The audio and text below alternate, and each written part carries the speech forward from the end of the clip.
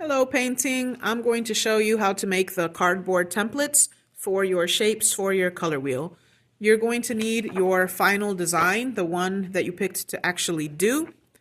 You're going to need some tracing paper, just a sheet is more than enough, a pencil, some scissors, some light cardboard such as this Kleenex box. You may want some tape, but it's not absolutely necessary. So, most of you have designs that have 3 different shapes, one for each of the kinds of colors. So we've got primary colors, secondary colors, and tertiary colors. Some of you are only doing wedges that you're going to draw on, in which case you will only need one cardboard shape template.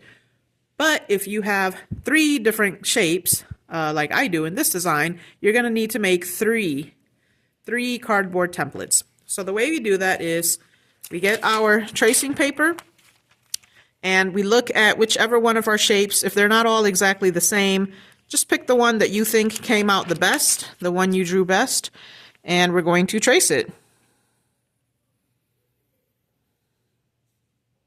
I went off my drawing a little bit, but that's okay.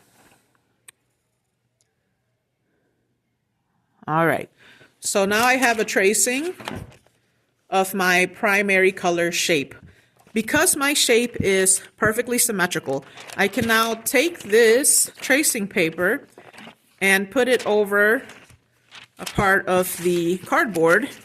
And I want to use the edge. I don't want to like take the middle of the cardboard because somebody else could use it. Let's not be wasteful.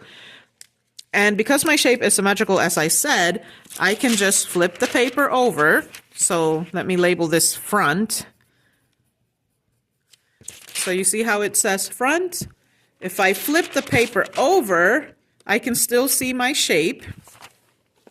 But now my text is a mirror image of itself, right? So those of you that have designs with symmetrical shapes, all you need to do is flip your paper over, and then you're going to trace it on the back, press down pretty hard to make sure that we're pushing that graphite down to the cardboard.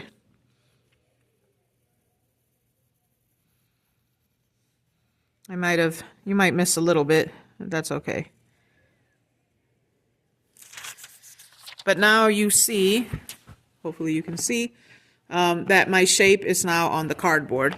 If I want to make absolutely certain for myself that I can see it when I go to cut it, I can trace it one more time before I cut it out. Now, anybody that has asymmetrical shapes, such as letters, you're going to have one extra step. So let's say that I wanted to duplicate this word front exactly as it is on there. So what you need to do in that particular case is you want to get some scrap paper. Turn the paper over to the back, and then either trace the thing that you want to transfer or just go like this. Just get a whole bunch of graphite on there. Flip it back over to the front so that you can see your shape or text as it originally was. And then you place the tracing paper on the cardboard and again trace. Press down hard. And this way I can trace that word front exactly as I wrote it the first time. And now it's on the cardboard, right? So again, if you have asymmetrical shapes or letter forms, you're going to have that extra step of putting graphite on the back of your tracing paper. Otherwise, if you have symmetrical shapes, you just trace them, flip the tracing paper over, and then you can cut it out. Those of you that have fine details in your shapes, you might have to use an X-Acto knife. I'd rather you not do that while I'm not here, so we'll have to do that while I'm here only. Oh. All right. So I will have to come in with an X-Acto knife to get that little triangle bit out. But for now, I think that you get the point, right?